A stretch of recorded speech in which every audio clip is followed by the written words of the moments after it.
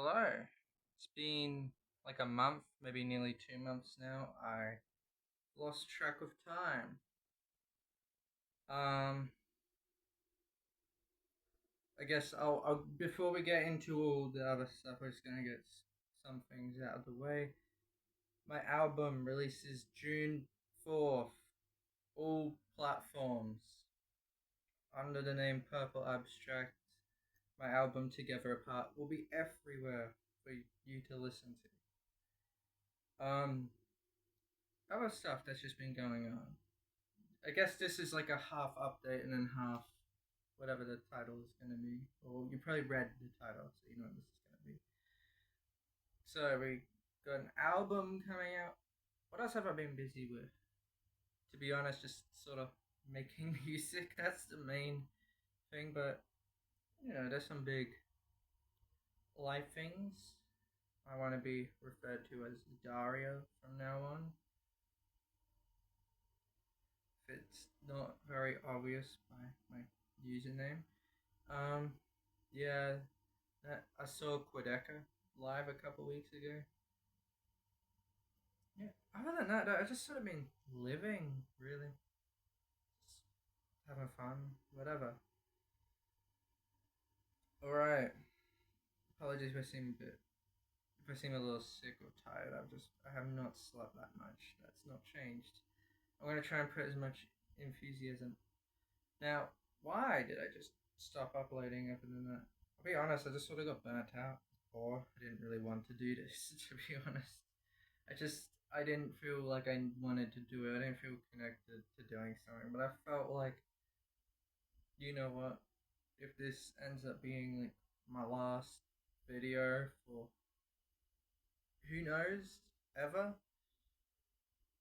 or just at least for a while, I'll be fine. At least one last thing. So you guys know I'm okay. I'm okay. Um, May as well get straight into it. Album Catchup for 2026 because we're nearly halfway through. Over the past few months, I have been catching up on a lot of stuff. Some of this stuff I forget if I've talked about. So, like, if I end up repeating a lot of myself, then yeah, it's fine. But let's get into it. So the first, we're gonna start with just some first thoughts because I only really had these this morning and I haven't had really time, that much time to sit with them, and that was the new JPEG Mafia and Blade albums. I'm gonna start with the JPEG Mafia album. I'll be honest, I was really underwhelmed. I was really disappointed. I already was not that excited going into it with just how this rollout has been. Baby Girl, I believe, is one of the worst songs I've ever may have heard of the year. I can't say much because it's still pretty early, but it's terrible. I don't like it. War Overland, it's okay. I guess it's more bearable, but it just again feels too much like an I laid on my life for you leftover. Then yeah, and it sort of had brought me back with some hope, at least. Um, and then the album dropped yesterday, and I listened to half of it yesterday, half of it today, because I got busy with some things. I was overall genuinely really underwhelmed. I thought this was not only was I disappointed by both the production and like the rapping, but also a lot of the lyrics. A lot of the time, JPEG Mafia was saying nothing on this album. Like he had nothing to say. Like he was trying to force something out of him, but it just, yeah, it just was not that successful. There is a lot of terrible lyrics. You can search them up. Um, that's my issue with the lyrics. Vocal wise, I don't know what happened, but the vocal mixing on a lot of these songs is a little weird. But it's not like that much of a bother because I actually, in certain aspects, I actually kind of like it. You know, like on like Meet the Dealers, which is probably my favorite song on the whole project. Yeah, but I really struggled with the production because it's like on one hand I guess this is experimental. I guess this is technically, yeah, experimental rap, whatever. But on the other hand, it doesn't really feel that experimental. Like for JPEG Mafia, I guess there's a lot of elements that is experimental, but just in general, because think of how high the stakes he was trying to make this for the album. I think he's like the king of experimental rap. Um, and just personally, I disagree. I still think JPEG Mafia has a lot of amazing music that is very innovative, especially for experimental rap. Veteran or All My Heroes Are Cornballs. This is not that album, and I'm not trying to look at this as like, oh, this isn't that. I'm looking at this as experimental rap. JPEG Mafia's 2026 album. And personally, it just did not. It just didn't click. I don't know. That's it. It just didn't hit. It felt like a lot of demos that were made during I Lay Down My Life for You, and then he just threw them together in like one big album. But the only thing he really changed was just polishing up the production. And in certain aspects, I kind of appreciate how either abrasive and just sort of loud it is. Like I really like Money. That song is pretty good. What else? It's a bit hard to think of. That's the only one that comes to my head right now. And I'll be honest, the middle point of the album, I hated. There's so much songs that genuinely just irritated me. And I just didn't want to listen. And yeah, but the last few songs, minus the First Amendment and the outro name, I forget the name. The last few songs, Chat, the one with Buzzy Lee, I forgot the name already. I thought there was some nice moments in there.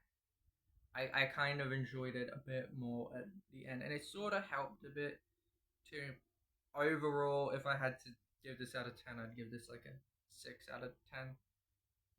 Like a 5 to a 6 out of 10. It just didn't do it for me on my first initial listen. Blade, Sulfur Surfer. Again, I literally heard this morning, and I'll be honest. At first, I was a bit confused. Like I wasn't too into it. Like I liked the sort of production, but it didn't do much. But then it started to like hit a bit harder. It started to get more. There was a bit more elements to it. I also thought it was really cool to see Blade work with Current 93, who have made a really good project. Again, I'm forgetting so much stuff. I'm so sorry. But yeah, Sulfur Surfer, very good. Blade's first project, like solo project in like 2 years now, I believe. Yeah, it was very good. Still, basically had a bunch of issues there where it either felt like there's just not enough for me to want to like certain songs, but I felt like there was more I enjoyed on this than I disliked, and I felt like that was a good thing. Some of the production at times was very like dark and almost like very like Armageddon-y. Like Fox and Birch, that one is really good. Scab too, that outro is really well done. And if I had to rate this out of 10, I'd give that 7 out of 10. Alright. Now, in the proper reviews, I do have a list here, but we're going to go in a bit of a different order than what I have written. Alright, we're going to start with this. We're going to start with the one I can just get out of the way really quickly. Ari Ring by BTS. 2 out of 10. Not worth your time. Don't even hate listen to it. It's terrible. That's it. That's all I can say. Then I also heard The Apple Tree Under the Sea by Hemlock Springs. I thought it was cool. It's fun. There's a lot of bright elements that I thought did a lot.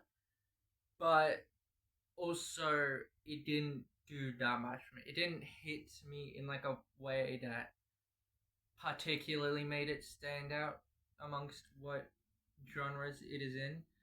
It didn't do too much, but I still thought, oh, it's cool. Still pretty fun.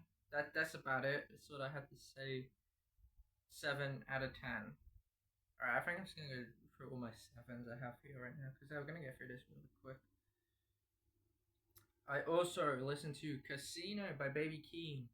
Baby Keem's first album in 5 years, and I'll be honest, I still have not listened to the Melodic Blue, so I should do that soon. But Casino, curious. 5 years. There was such high expectations. I did try and have lower expectations because I didn't want this to be so unreasonably high. Um, it was pretty good. I really enjoyed it, especially like a song like No Blame. Those drums, oh, perfect. Then you get stuff like I'm Not a Lyricist, and you do see Keem opening up a lot. And I appreciate how much more open Keem got on this project. And something I really appreciate about this project in general, it goes by pretty quick. It's pretty quick. It's not too long, so I didn't feel like I wasted much time. Really, my biggest issues were I just felt like either certain songs just dragged or there just wasn't enough for a certain song. I know Sex Appeal is meant to be like the banger, but I don't know, didn't do too much. For me, a hot take, I did not like Drama Girl. I didn't like it that much. It just didn't.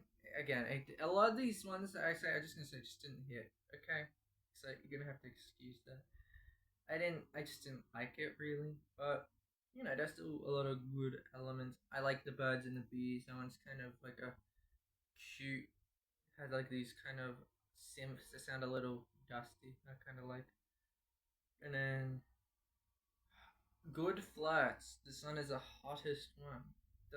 Honestly, I actually think Kendrick kind of helps the song. I think that because it's kind of really awkward but kind of cute, it kind of brings it like into its own sort of thing when it would have just been like the most boring, one of the most boring songs in the album. Like I'm not saying it's a good song, like it's still like mediocre, but I don't think Kendrick was that bad on it. It's pretty alright.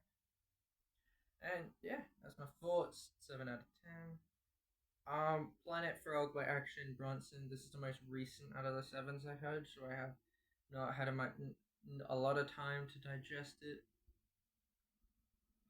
No, it's good. I really like Action Bronson, especially his project Only for Dolphins, which I find to be his most like cinematic and his best project. But Planet Frog, I don't know, there's like a lot of elements that I did really like.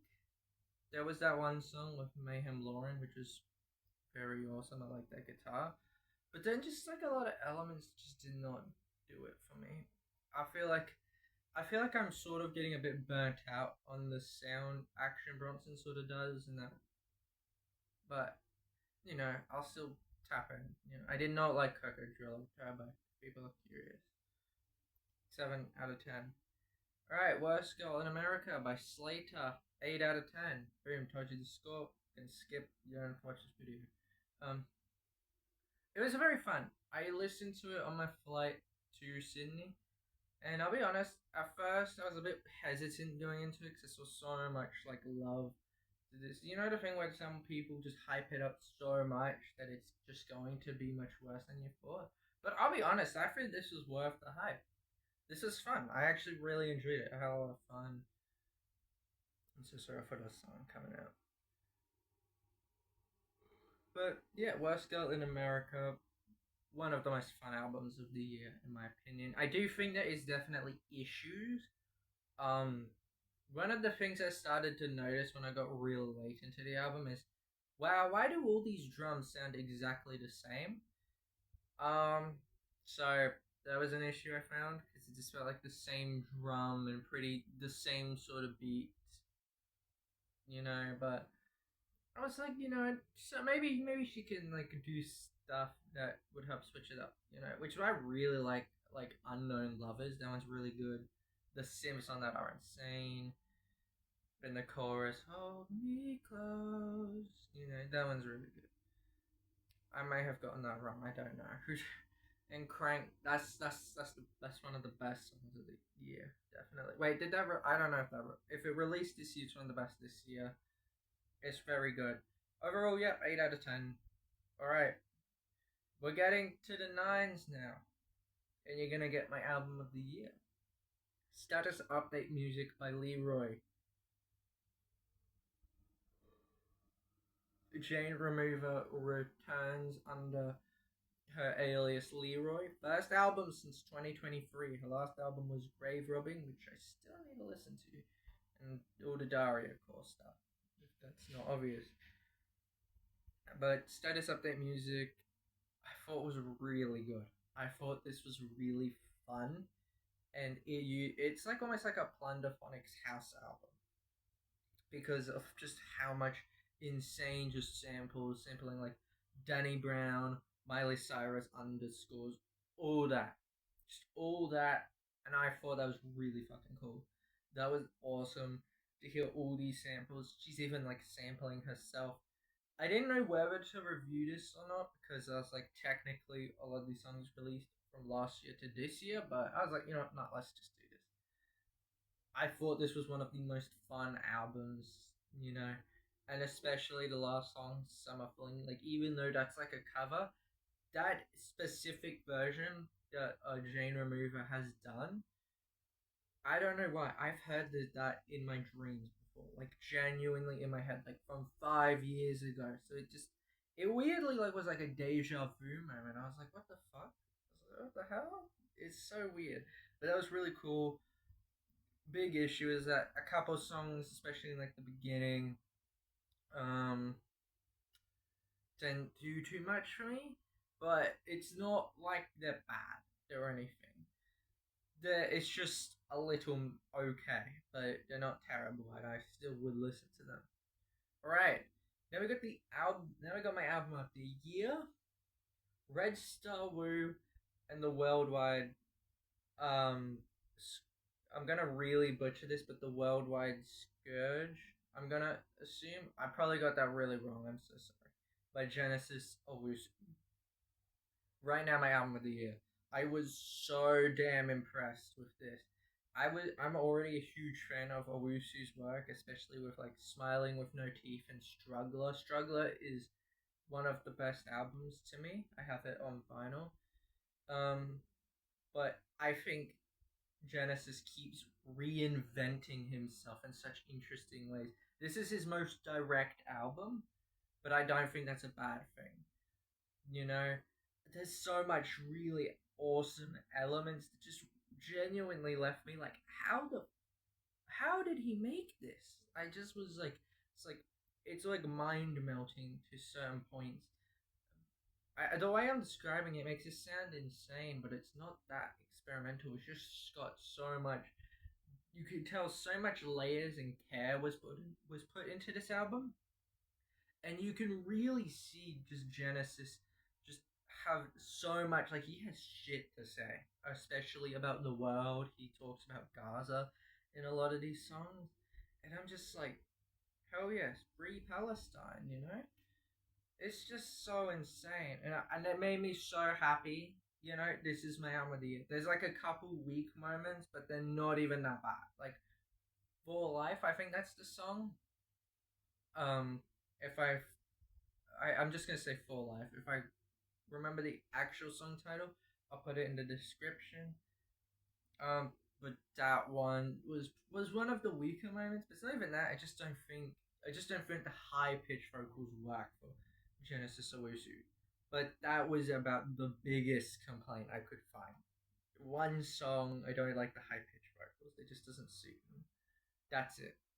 The rest of this album, masterpiece. One of the most best albums of the year, maybe the decade. But I don't wanna hype it up too early.